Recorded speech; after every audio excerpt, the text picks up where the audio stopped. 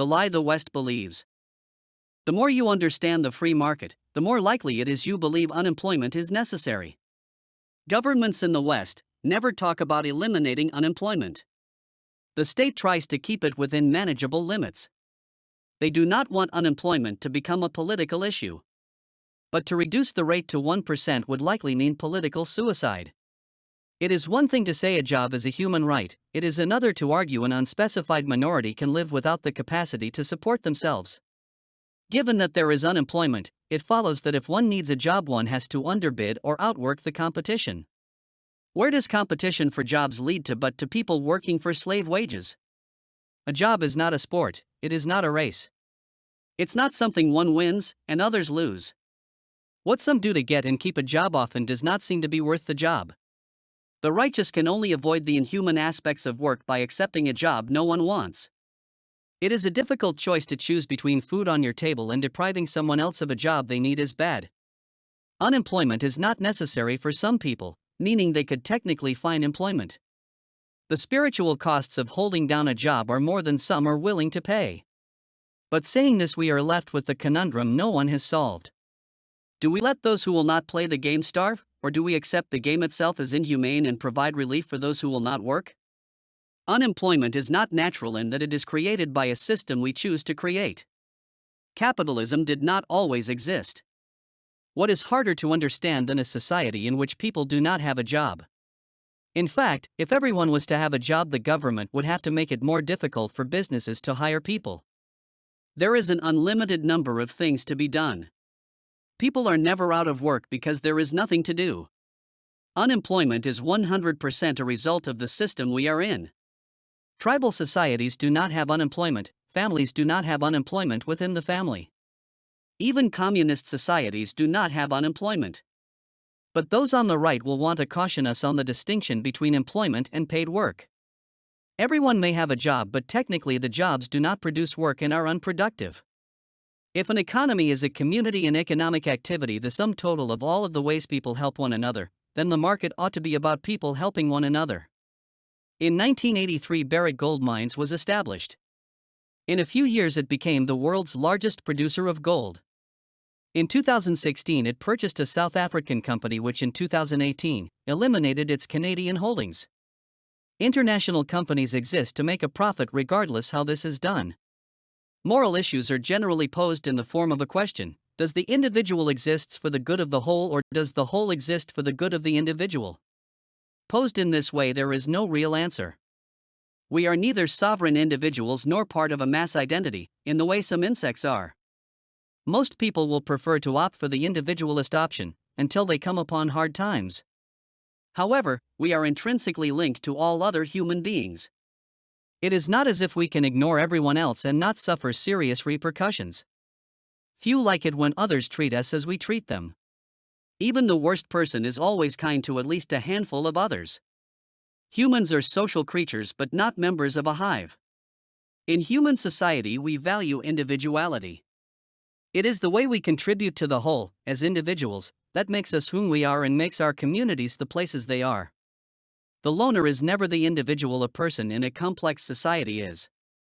Modern societies permit each of us to explore our strengths. This fact forms the basis of specialization, which is the sole source of all progress. The loner must fill all rules and so all that needs to be done, and no one is good at everything. The range of things a single person can do is limited. The loner fails to live up to his or her unique identity by remaining isolated. A person's full identity can only be expressed in a specialized way.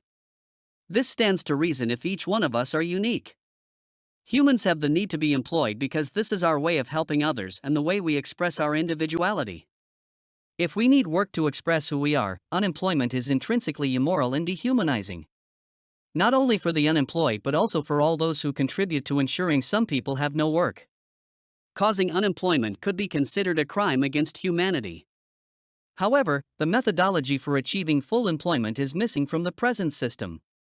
All the good intentions in the world will not produce full employment in a nation-state. The nation-state cannot be tasked with creating full employment because the powers of the state are insufficient. If we want to see someone employed, we cannot expect the state to employ him or her. But if the state cannot create full employment, neither can its agents. Employment is created to satisfy needs. Needs reflect values. We give up what we value less for what we value more. Individuals make these kinds of value-based choices all the time. For this to happen, free trade is needed. The free market is a market of buyers and sellers. The buyer buys based on price and the seller sells based on price. However, the free market is not free, being under the financial markets. Unless money is available, there is no demand. Without demand, there is no market. Regardless of the supply, without money, demand is zero. The problem with unemployment, it does not register as a demand. Allocating resources to the unemployed does not alter demand for work. When benefits are transferred to the unemployed, the same level of demand is spread over more accounts. The overall level of demand is not altered by government transfers and subsidies. At best, better use is made of the money available. The error economists make is not seeing the unemployed as a market distortion, the same way the state is. We are all buyers and sellers.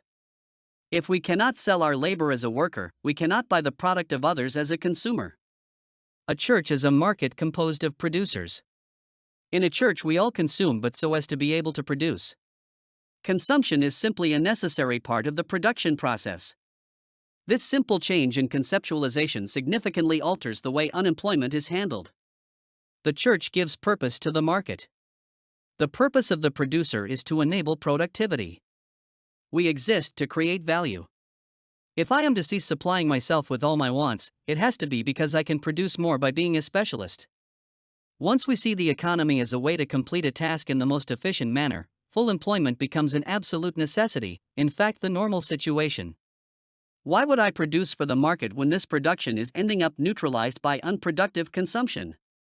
The profitability of a business is not a true definition or measure of economic legitimacy. It is well known that profits can accrue due to the externalization of costs. Producers do not produce to make the unproductive wealthy. The profitability of a small portion of persons does not justify marginalizing and exploiting a far larger number. Society, in short, does not exist for the benefit of some at the expense of many. No one exists to benefit others. Our goal is always to be a producer of value. A society that exploits any of its members is an abusive society, even if it believes it has a good reason for doing so. The problem is how society evaluates people's worth. If we permit one person, such as a business owner or government agent, to decide the value of others, then the values of that society will be shifted to reflect the value structure of that person. Because a person will not lie to your customers, does not make that person a less valued member of society. In a sane community, a person that will not lie to benefit a third person is more valued than the one who lies to keep a job. Human value is not something to be determined by an individual. This is why there are markets.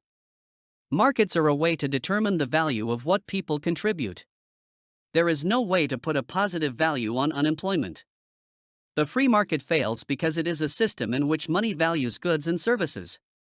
This means that indirectly it is those who have the most control over the most money who have the greatest market influence. Capitalists will not pay for what does not benefit him or her, though they may be needed by society.